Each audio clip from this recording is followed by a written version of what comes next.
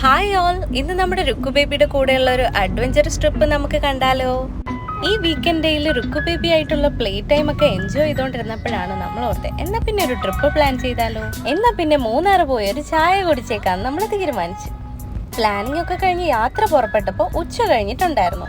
അങ്ങനെ ഷടുപടയെന്ന് പെട്ടിയൊക്കെ പാക്ക് ചെയ്ത് വണ്ടി എടുത്ത് നമ്മൾ മൂന്നാർ വിട്ടു. രുക്കു ബേബിയുടെ 3ാമത്തെ മാസത്തിലാണ് നമ്മൾ മൂന്നാർ പോകാമെന്ന് പ്ലാൻ ചെയ്തത്. പോകുന്ന വഴിയിലാണെങ്കിലോ നല്ല ഉഗ്രൻ മഴയും അടാറ് ട്രാഫിക്കും. 3 മണിക്കൂർ കൊണ്ട് മൂന്നാർ എത്തേണ്ട നമ്മൾ 6 മണിക്കൂർ എടുത്തു മൂന്നാർ എത്താൻ. നൈറ്റ് ടൈം ആയപ്പോഴാണ് നമ്മൾ മൂന്നാർ എത്തിയത്. പെട്ടെന്ന് പ്ലാൻ ചെയ്ത ട്രിപ്പ് ആയതുകൊണ്ട് കുറച്ച് ഡിഫിക്കൽട്ടീസ് ഒക്കെ ഉണ്ടായി. അങ്ങനെ നമ്മളൊരു റൂമൊക്കെ എടുത്തിട്ട് നെക്സ്റ്റ് ഡേയിലെ പരിപാടികൾ പ്ലാൻ ചെയ്തു. രുക്കു ബേബി ആണെങ്കിൽ എന്തൊരു ഹാപ്പി ആയിരുന്നെന്ന് അറിയാമോ? അങ്ങനെ രാവിലെ തന്നെ അവളെ പുറത്തൊക്കെ കൊണ്ടുപോകാനായിട്ട് ഞാനും അവളുടെ അപ്പയും കൂടെ അവളെ സുന്ദരിയാക്കി. ആദ്യം തന്നെ നമ്മൾ പോയത് പെഡൽ ബോട്ടിങ്ങിനാണ്. വലിയ തണുപ്പൊന്നുള്ള സമയത്തായിരുന്നില്ല നമ്മൾ പോയത്, അതുകൊണ്ട് തന്നെ അത്യാവശ്യം വെയിലൊക്കെ ഉണ്ടായിരുന്നു. ഈ ഒരു പരിപാടി കുറച്ച് അഡ്വഞ്ചറസ് ആയിരുന്നു. ഞാനാണ് രുക്കു ബേബിനെ ഹോൾഡ് ചെയ്തത്. മോസ്റ്റ്ലി രുക്കു ബേബിക്ക് ഇച്ചിരി സീരിയസ് ഫേസ് ഒക്കെയാണ്. നമ്മുടെ രുക്കു ബേബിക്കാണെങ്കിൽ ചിരിക്കാനൊക്കെ ഇച്ചിരി പാടാണേ. ശരിക്കും മൂന്നാറിലെ ലേക്ക് വ്യൂവും ബോട്ടിംഗ് ഒക്കെ നല്ല രസമുണ്ടായിരുന്നു. രുക്കു ബേബി ഏതായാലും ലേക്ക് വ്യൂ ഒക്കെ കണ്ട് അതൊക്കെ ആസ്വദിച്ചിരുന്നു. എനിവേ അവൾ അത് എൻജോയ് ചെയ്യുന്നുണ്ടായിരുന്നെന്ന് നമുക്ക് തോന്നി. രുക്കു ബേബിയും കൂടെ ഉള്ളത് കൊണ്ട് നമ്മളൊരു ബമ്പർ ഷൂട്ടൊക്കെ കരുതിയിട്ടുണ്ടായിരുന്നു.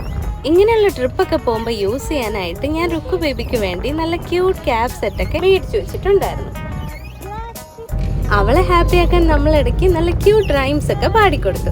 അങ്ങനെ ആ പരിപാടി സൂപ്പർ ത്രില്ലിംഗ് ആയിരുന്നു. അടുത്ത നമ്മുടെ അഡ്വഞ്ചറസ് പരിപാടിയായിരുന്നു സിപ്പ് ലൈനിലൊരു യാത്ര.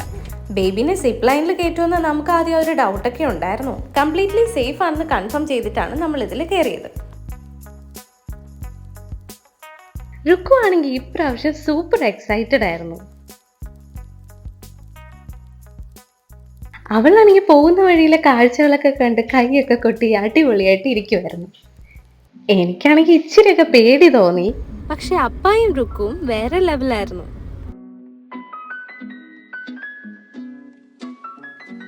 അങ്ങനെ ട്രിപ്പൊക്കെ കഴിഞ്ഞ് ക്ഷീണിച്ച് നമ്മൾ തിരിച്ച് വീട്ടിലേക്ക് പോകാനുള്ള യാത്ര ആരംഭിച്ചു. ഈ ഒരു ടൈമിലൊക്കെ ബേബീസിനെ ട്രിപ്പൊക്കെ കൊണ്ടുപോകുന്നത് അവർക്കൊരു വേറിട്ട എക്സ്പീരിയൻസ് ആയിരിക്കും.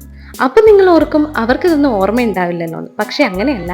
അവർ പോകുന്ന വഴിയിൽ കാണുന്ന കാഴ്ചകൾ, കേൾക്കുന്ന ശബ്ദങ്ങൾ, ഇതൊക്കെ അവരുടെ സെൻസറി ഡെവലപ്മെന്റിന്റെ ഒരു ഭാഗമാണ്. അത് മാത്രമല്ല പാരൻസുമായിട്ടുള്ള ബോണ്ടിങ് കൂടാനും ഇത് സഹായിക്കുന്നു. എന്ന് വെച്ച് കുഞ്ഞുവാവയായിട്ടുള്ള ട്രിപ്പ് അഡ്വഞ്ചർ ആക്കണം എന്നല്ല കേട്ടോ പറഞ്ഞത്. അപ്പൊ ഈ ഒരു ട്രിപ്പ് നിങ്ങൾ എൻജോയ് ചെയ്തെന്ന് വിചാരിക്കുന്നു. അപ്പൊ ബൈ.